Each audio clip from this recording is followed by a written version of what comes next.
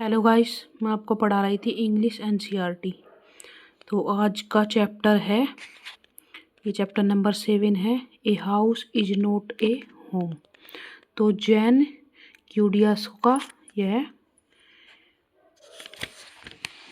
इसके मतलब राइटर है जैन गौडियासो, इसके राइटर का नाम है। तो समिंग अप में इसकी स्टोरी देखते हैं क्या है। तो इसकी स्टोरी क्या है कि जूनियर हाई स्कूल पास करने के बाद में लेखक ने हाई स्कूल में प्रवेश लिया।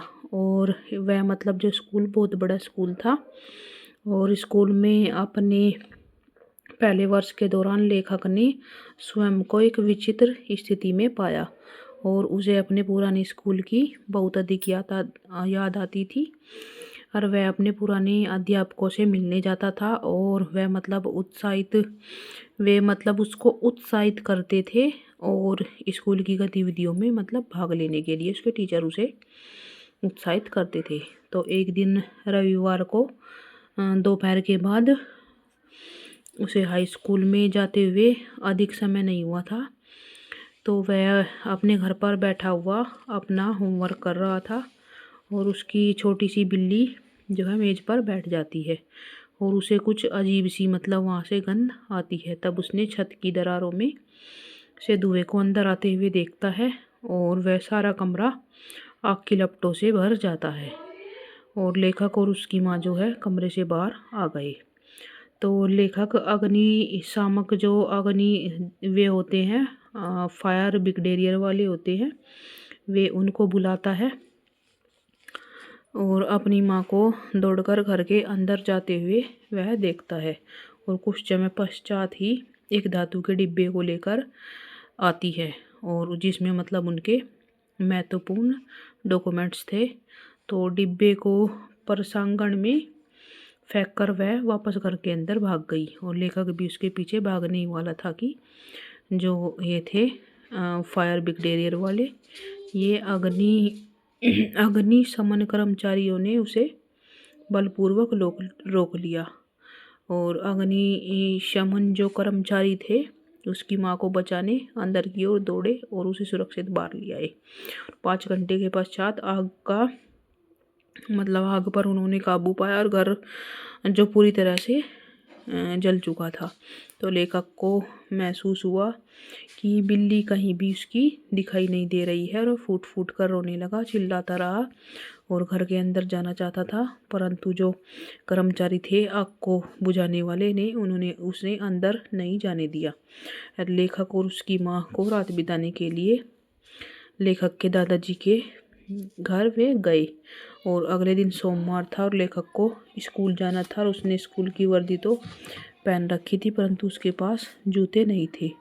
तो उसकी अपनी मौसी से टेनिस के खेल में पहने जाने वाले जूते उधार लिए और उसका स्कूल का बस्ता आग में जल चुका था और उसे लग रहा था कि उसका सब कुछ नष्ट हो गया है। तो वह स्कूल में पागलों की तरह घूमेगा और हर चीज़ अजीब लग रही थी और अच्छा वह फील नहीं महसूस कर रहा था। तो जब उस दिन स्कूल से आने के बाद में उस स्थान पर घूमा जहाँ कभी उसका घर हुआ करता था, तो वह देखता है, उसे सदमा लगा कि कितना अधिक नुकसान हो गया है और दुखी वह बहुत ज़्यादा होता है और उसकी माँ उसे जल्दी से वहाँ से ले जाती है और लेखक के दादाजी से धन उधार लिया उन्होंने और उन्होंने पास में ही एक कमरे को किराए पर ले लिया। और जब उनके जूते जले हुए मकान के मलबे को हटाया गया तो लेखक एक आशा के साथ वहाँ प्रतिदिन आया करता था कि कहीं उसकी बिल्ली मिल जाएगी। पर आग लगने की इस दुर्घटना का समाचार जो है स्कूल में फैल गया था और अगले दिन स्कूल में लोग पहले की अपेक्षा विचित्र तरीके से उसके साथ व्यवहार कर रहे थे और उन्होंने आपस में पैसे एकत्रित किए और उसकी स्कूल की कॉपी किताब, उसकी वस्त्र वगैरह खरीद कर उसके दिए और वह बड़ी गर्मजोशी के साथ लेखक को अपना परिचय दे रहे थे। तो लेखक ने उस दिन मित्र बनाए और आग लगने की दुर्घटना के 1 महीने के बाद ही उनके घर का जो है पुनर्गठन हो गया और लेखक के मित्र उसके साथ थे। और एक दिन एक दयालु महिला लेखक की बिल्ली को लेकर आई और उसे इसको दे दिया और इससे लेखक में मतलब एक नया जीवन का संचार हुआ। तो इस तरह से ये कहानी है राइटर की। ये है a house is not a home, ये है चैप्टर का नाम। सो गाइस, आपको अगर मेरा वीडियो समीक्षा में बनाने का अच्छा लगता है तो आप कमेंट ज़रूर किया करो और भाई सब्सक्राइब कर लो चैनल को। जहाँ भी इंग्लिश NCERT आती है एज ए सब्जेक्ट, वहाँ पर आपके लिए उपयोगी होने वाली है। Thank you guys.